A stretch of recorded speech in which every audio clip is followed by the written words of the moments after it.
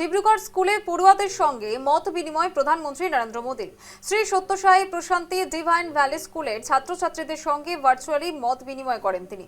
প্রধানমন্ত্রীর অনুষ্ঠান নিয়ে উৎসাহী পড়ুয়া, শিক্ষক শিক্ষিকা এবং অভিভাবকরা।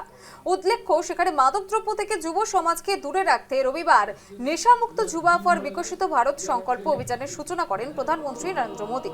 ডিব্রুগড় স্কুলের পড়ুয়াদের সঙ্গে মত বিনিময় প্রধানমন্ত্রী মোদীর।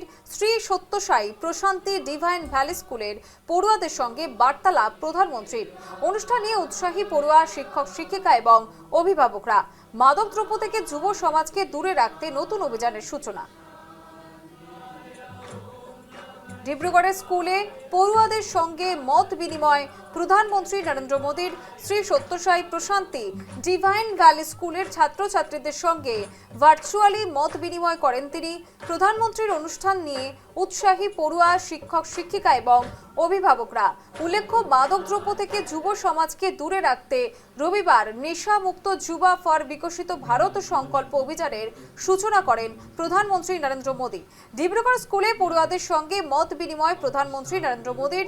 শ্রী সত্যসাই প্রশান্তি ডিভাইন ভ্যালি স্কুলের পড়ুয়াদের সঙ্গে বার্তালাপ প্রধানমন্ত্রীর।